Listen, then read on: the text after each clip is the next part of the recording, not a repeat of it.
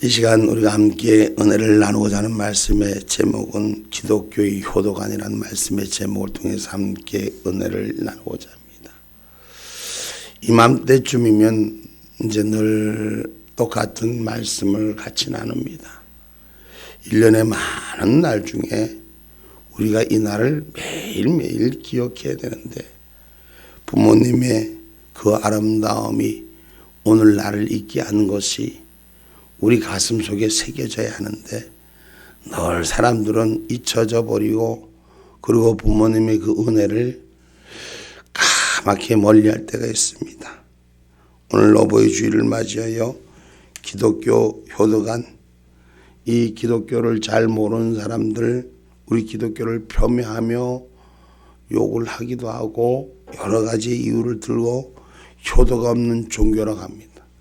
그중에 특별히 대표적으로 우리에게 기독교인들은 제사를 드리지 않는다, 죽은 망자 앞에 엎드리지 않는다 해서 기독교를 효도가 없는 종교라 이렇게 표현합니다. 여러분, 우리는 부모님이 살아있을 때 부모님을 잘 효도해야 됩니다.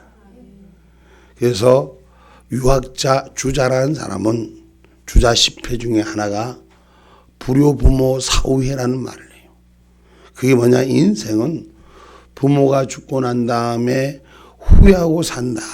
이게 불효부모 사후회란 말이에요.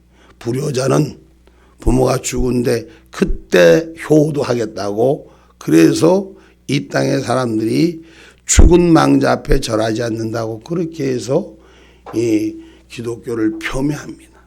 여러분, 어느 종교에서 찾아볼 수 없는 기독교의 효도관, 오늘 말씀에서 가르칩니다.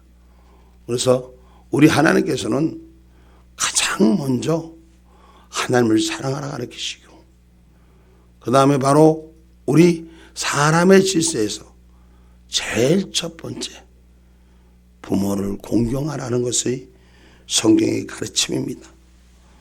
오늘 대우리문답 124문답에 보면 제5계명에 있는 부모는 육신에 있는 부모뿐만 아니라 특별히 하나님의 규례에 의하여 마련된 가정과 교회와 국가에 위치해 있는 사람들을 뜻한다고 전합니다.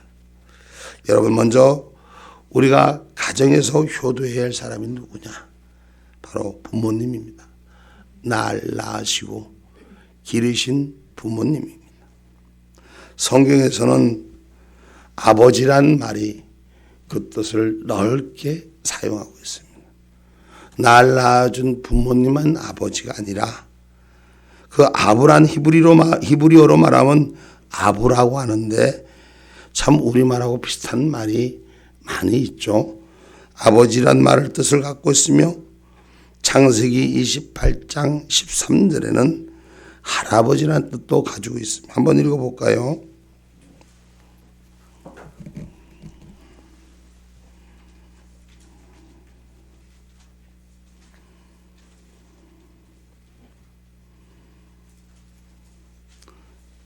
창세기 28장 13절. 또 본즉 여호와께서 그 위에 서서 가라사대 나는 여호와니 너의 조부 아브라함의 하나님이요 이삭의 하나님이라. 너 누운 땅을 내가 너와 내 자손에게 주리니. 아멘. 아멘. 여기 조부 아브라함이라 이렇게 히브리 원어로 써져 있습니다. 이래서 할아버지를 또 조상을 아버지라고 또 표현하기도 하고, 또 조상을 창세기 4장 20절로 21절에 보면 또 조상을 그렇게 또 표현하기도 하고. 아다는 야발을 낳았으니 그는 장막에 거하여 육축치는 자의 조상이 되었고 그 아우의 이름은 유발이니 그는 수금과 통소를 잡는 모든 자의 조상이 되었으며. 아멘. 아멘. 여기서 이제 똑같이 아부라는 말로 통용되는 것이 조상을 표현하고, 또 같은 종족을 또 이렇게 한 울타리 안에 아버지의 씨라 이래서 민수기 2장에는 같은 뜻을 말합니다. 민수기 2장 2절. 이스라엘 자손은 각각 그 기와 그 종족의 기호 곁에 진을 치되 회막을 사면으로 대하여 치라. 아멘. 같은 울타리 안에 같은 우리 속의 사람들을 아부라고 표현하는 얘기가 이제 아버지 같은 맥락으로 사용됐었다는 걸 전합니다. 디모데전서 그래서 5장 8절에는 누구든지 디모데전서 5장 8절에 말씀합니다. 누구든지 자기 친족 특히 자기 가족을 돌아보지 아니하면 믿음을 배반한 자요 불신자보다 더 악한 자니라. 아멘. 그래서 이 모든 가족의 구성원, 사회의 구성원, 우리가 함께하는 구성원 모두가 다 한 울타리 한 형제임을 서로가 돌아보는 것이 하나님의 은혜다라고 성경은 가르칩니다. 이것이 진정한 효행이라는 것입니다. 효라는 것은 날 낳아준 부모의 1번의 효가 되고 그다음에 날 낳아준 그 후의 부모도 기억하는 것이 효가 되고 그다음에 같은 울타리 조직 안에 함께하는 것이 진정한 효다.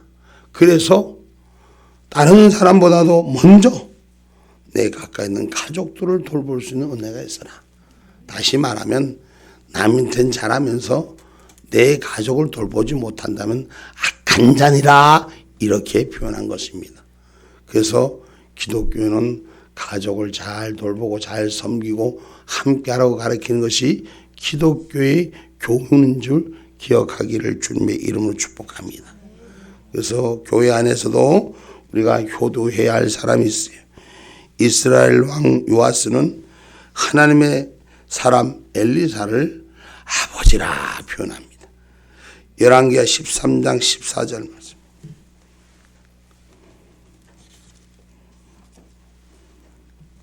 엘리사가 죽을 병이 들매 이스라엘 왕 요아스가 저에게로 내려가서 그 얼굴에 눈물을 흘리며 가로되 내 아버지여 내 아버지여 이스라엘의 병거와 마병이여 하며. 아멘.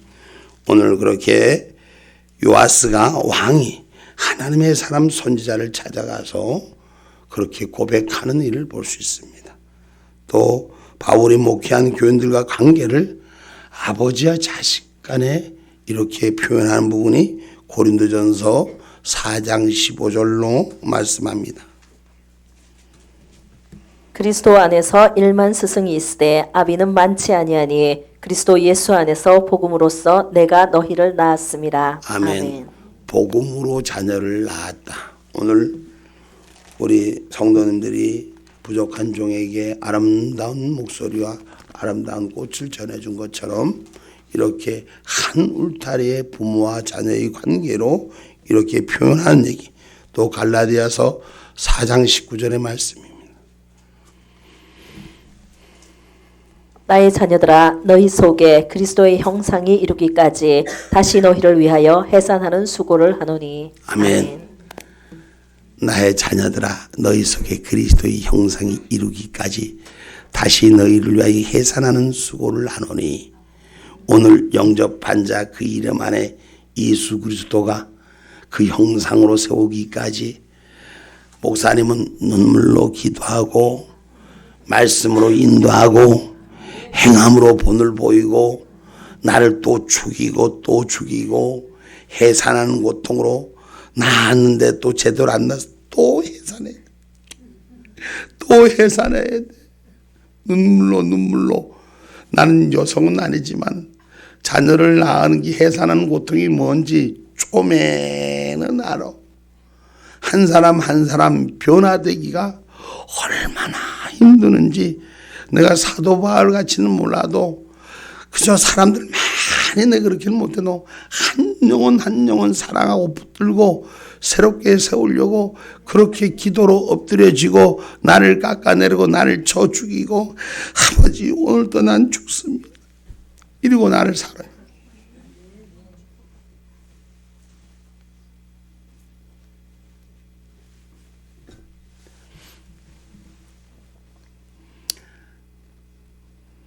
아까 성도님들이 불러준 찬양할 때 우리의 주가 환한 미소를 너 저 녀석을 애기 새끼 때 그 조그만 강아지지 뭐 그 아주 뭐 눈띈 그거 때 만났지 뭐. 그래 만나서 조마이 컸는데 오늘 목사님을 축복해서 노래하면서 얼마나 큰 미소를 짓는지, 야, 뭐 저놈이 저래 컸구나. 이게 부모의 자식의 모습이 아닌가 싶습니다. 그렇습니다. 교우와 관계들, 목회자와 교우 관계들이 이렇게 합의가 되고 자녀가 되는 아름다움이 있어야 되는 것이 진정한 교회이고 사랑인 줄 믿습니다. 뭐 우리 예주뿐만 아니라 우리 진이도 멀리서 아비가 보고 싶다고 와서 다른 사람이 다 욕해도 아비가 좋아하는 맛있는 거를 몰래 갖다 놓고 갔습니다. 그게 부모와 자식이 아닌가 싶습니다. 아버지란 단어 참 쉽지 않는 단어죠. 그러나 또 저는 우리 부친이 일찍 돌아가셨어요. 나이 50 서이에 돌아가시고 실질적으로 사회생활한 거는 46까지 사회생활 하시고 병으로 누워서 한 7년 계시다가 그렇게 가셨어. 그래서 부친에 대한 큰 적은 없어도 애틋한 마음은 있지. 제가 설교 중인데 하나님의 말씀을 전한 중인데 이거 하나 제가 썼던 글 속에서 내가 오랜만에 한번 그 어떤 분이 자기도 어렸을 때 아버지가 돌아가셨다고 그 표현한 그분의 얘기를 같이 담아서 내가 글을 하나 썼던 게 있어서 소개합니다. 아비라는 제목의 글입니다. 아비, 내 편이 되어줄 우리 아비, 내 눈물 닦아줄 우리 아비, 어디에 가셨는고? 어디에? 목이 메어 보고픈 내 아비요, 눈가에 흐르는 이슬방울 촉촉히 가슴 위에 사랑하는 내 아비요, 가슴이 메이고 아프지만 이 눈물바람 지나가면, 이 비가 지나가면 날이 개이겠지. 내일에는 웃음바람 오시겠지. 웃음꽃 찾아줄 내 아비요, 보고픈 내 아비요, 감사를 찾아줄 내 아비요.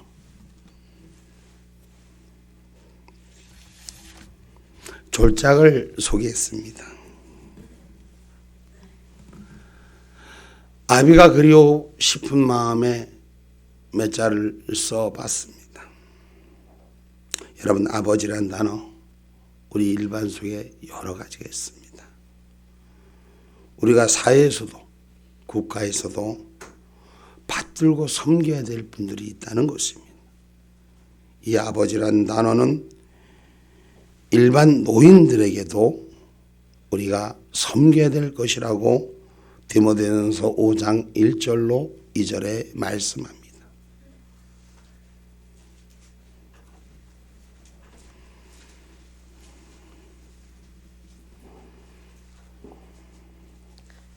늙은이를 꾸짖지 말고 권하되 아비에게 하듯하며 젊은이를 형제에게 하듯하고 늙은 여자를 어미에게 하듯하며 젊은 여자를 일절 깨끗함으로 자매에게 하듯하라. 아멘.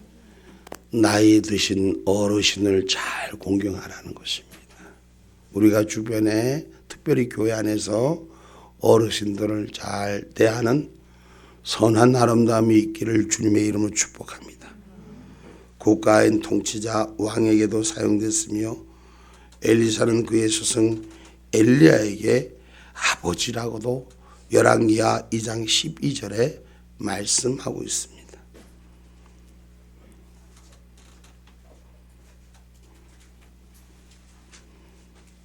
엘리사가 보고 소리 지르되 내 아버지여 내 아버지여 이스라엘의 병거와 그 마병이여 하더니 다시 보이지 아니하는지라. 이에 엘리사가 자기 옷을 잡아 둘에 찢고. 아멘. 엘리사가 엘리야가 하늘 승천하는 걸 보며 고백하는 얘기입니다. 스승을 아버지라고 표현하는 아름다움.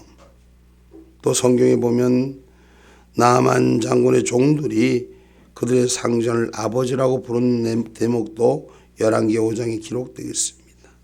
또 그레데스에서 목회하던 디도 교인들로 하여금 나라와 권세를 잡고 다스리는 자에게 복종하라고 디도서 3장 1절은 가르치고 있습니다. 너는 저희로 하여금 정사와 건세 잡은 자들에게 복종하며 순종하며 모든 선한 일 행하기에 예비하게 하라. 아멘. 아멘. 그래서 나라와 국가 권력 앞에도 순응할 수 있는 기독교인들을 성경은 가르치고 있습니다. 그래서 우리가 사회 속에서도 노인을 어르신들을 섬기고 또 스승을 섬기고 또 국가의 수장을 섬기고 권세 잡은 자를 섬길 수 있는 그런 은혜로움이 우리 안에 지혜로 있기를 주님의 이름으로 축복합니다. 둘째로 효도해야 되는 이유인 것입니다. 효도를 왜 해야 되냐? 그것은 바로 하나님의 명령이기 때문인 것입니다. 오늘 첫 절 말씀입니다. 자녀들아 너희 부모를 주 안에서 순종하라. 이것이 옳으니라. 아멘. 아멘. 늘 말씀하지만 하나님의 말씀은 우리의 의견을 묻는 것이 아닙니다. 하나님의 말씀은 명령입니다.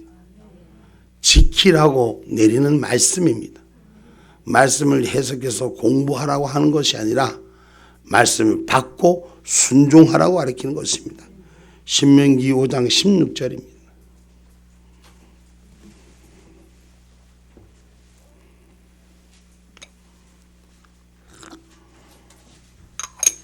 너는 너희 하나님 여호와의 명한 대로 내 부모를 공경하라. 그리하면 너희 하나님 여호와가 내게 준 땅에서 내가 생명이 길고 복을 누리리라. 아멘. 아멘. 하나님의 명령을 지키면 하나님께서 허락하신 땅에서 생명이 길고 복을 누리리라. 명령을 지키면 하나님이 책임져 주신다는 것입니다. 이게 성경의 가르침입니다. 그래서 이것이 옳으니라. 부모 안에서 너희 자녀들아 부모를 주 안에 순종하라. 이것이 옳으니라. 이것이 복받을 일이니라. 부모를 공경하는 것이 복받을 일이니라. 부모를 공경하는 것이 하나님의 뜻이니라. 그래서 신명기 27장 16절에는 부모를 경홀히 여기면 저주받는다고 그렇게 기록합니다. 신명기 27장 16절입니다. 그 부모를 경홀히 여기는 자는 저주를 받을 것이라 할 것이요 모든 백성은 아멘 할지니라. 아멘. 다시 말하면 부모를 공경하면 땅에서 장수하고 복을 받을 것이요 부모를 경홀히 여기고 내 부모를 없이 여기고 내 부모를 어렵게 만들고 곤란하게 만들면 저주를 받을 것이요. 하나님이 얼만큼 기독교 신앙인들에게 바른 가르침을 주십니까? 부모를 소홀히 하는 자는 저주를 받을 것이요 부모를 제대로 섬기는 자는 복을 받을 것이요 이게 하나님의 명령입니다. 그래서 저와 여러분 저주받을 짓 하지 마시고 부모님한테 공경해서 복받을 짓 하시기를 주님의 이름으로 축복합니다. 그러면 효도하면 자기에게도 복이 되지 않습니까? 오늘 본문 3절에 이는 내가 잘되고 땅에서 장수하리라. 아멘. 아멘. 그래서 부모에게 효도하는 자는 복을 두 가지라고 했어요. 첫째는 잘되고 또 두 번째는 할렐루야. 레갑의 자손들이 조상들의 말에 순종하여 포도주를 마시지 않고 그렇게 살았더니 자자손손 번성했더라. 에레미야 35장 14절에 기록하고 있어요. 레갑의 아들 요나답이 그 자손에게 포도주를 마시지 말라 한 그 명령은 실행되도다. 그들은 그 선조의 명령을 순종하여 오늘까지 마시지 아니하거늘 내가 너희에게 말하고 부지런히 말하여도 너희는 나를 듣지 아니하도다. 아멘. 레갑의 자손들은 술을 대지 아니한다. 포도주를 마시지 아니해서 지금 선조의 명령을 따라 오늘까지 마시지 아니. 하나님의 말을 듣는 자는 축복받은 사람이요. 그러나 아버지를 반역한 망구의 불효자 다윗의 아들 누구요? 압살롬은 단명하고 자손이 하나도 없다라고 사무엘하 18장 17절로 18절에 기록하고 있는 거예요. 제 부모를 우습게 여겨 부모를 공격하는 자는 이렇게 저주를 받는다고 써져 있어요. 사무엘하 18장 17절 18절이 사무엘합니다. 우리가 압살롬을 옮겨다가 숲을 가운데 큰 구덩이에 던지고 그 위에 심히 큰 돌무더기를 쌓으니라. 온 이스라엘 무리가 각기 장막으로 도망하니라. 압살롬이 살았을 때에 자기를 위하여 한 비석을 가져 세웠으니 이는 저가 자기 이름을 전할 아들이 없음을 한탄함이라. 그러므로 자기 이름으로 그 비석을 이름하였으며 그 비석이 왕의 골짜기에 있고 이제까지 압살롬의 기념비라 일컫더라. 아멘. 이 압살롬이라는 자가 참 잘생겼거든. 사람들이 많이 따랐거든. 그 아버지는 나이가 먹어가니까 별 볼 일 없다 생각해서 아버지를 때려잡고 자기가 왕이 되려고 하다가 요렇게 신세가 낙동강 오리알 찔뚱거려진 미역국에 빠진 인간이 돼갖고 죽었다 이 말이에요. 응? 제 아비를 우습게 여기고 아비가 나이가 먹었다고 아비가 연로하다고 부모를 우습게 여기면 안 됩니다. 부모를 우습게 여기면 하늘의 저주를 받습니다. 그래서 잠언서 30장 17절에는 아비를 조롱하며 어미 순종하기를 싫어하는 자의 눈은 골짜기에서 까마귀가 쪼이고 독수리 새끼에 먹힌다고 성경은 기록. 잠언서 찾아봐요. 잠언서 30장 17절 우리 모두가 한번 이거 읽어봐야 돼요. 이거 여러분 절대 명심하시고 읽어야 돼. 응? 아버지가 내 마음에 안 든다고 구닥다리라고 아버지를 지박지 마시오. 응? 엄마가 내 마음에 안 든다고 엄마를 조롱하지 마시오. 요 잠언서 30장 17절 시작. 아비를 조롱하며 어미 순종하기를 싫어하는 자의 눈은 골짜기의 까마귀에게 쪼이고 독수리 새끼에게 먹히리라. 아멘. 그렇습니다. 우리 개인이 부모를 공경하고 부모에게 순종하면 그 개인이 잘 될 것이요. 또한 교회에서나 사회에서나 그렇듯이 상하의 질서, 하나님의 질서를 잘 유지하면 또 교회도 번성하고 사회도 더 번영하여 하나님의 나라, 의의 나라 올 때까지 행복할 것입니다. 그러나 부모를 불순종하고 나이 먹은 사람을 홀대하면 여러분 사회는 젊은 사람들만 가지고 사는 것이 아니에요. 다 창조의 질서로 하나님이 세우신 것을 기억하시고 서로를 위할 수 있는 그러한 삶들이 되기를 주님의 이름으로 축복합니다. 그래서 효도의 방법은 주 안에서 순종하라는 것이에요. 오늘 1절 말씀에 주님이 원하시는 뜻 안에서 혹은 주님이 보여주시는 모범대로 하라는 것입니다. 그래서 우리 예수님께서 누가복음 2장 51절에 본을 보이시는 말씀을 기록하고 있어요.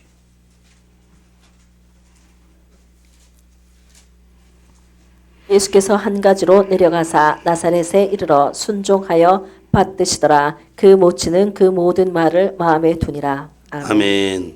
예수님이 어릴 때부터 부모님의 얘기를 순종했다 했어. 어머니 얘기를 잘 들었다고 기록하고 있습니다. 주님은 십자가에 운명하실 때도 의지할 것 없는 어머니 먼저 어머니를 위하여 제자 요한에게 어머니를 맡기실 만큼 어머니에 대한 배려를 아끼지 않았다는 것입니다. 그래서 엄마 살아있을 때 잘해.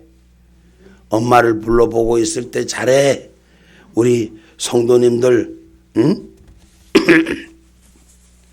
제가 이 대목에서 우리 어머니도 돌아가신 지 오래돼서 제가 그걸 한 걸 여러분 책 보시면 책이 있을 거예요.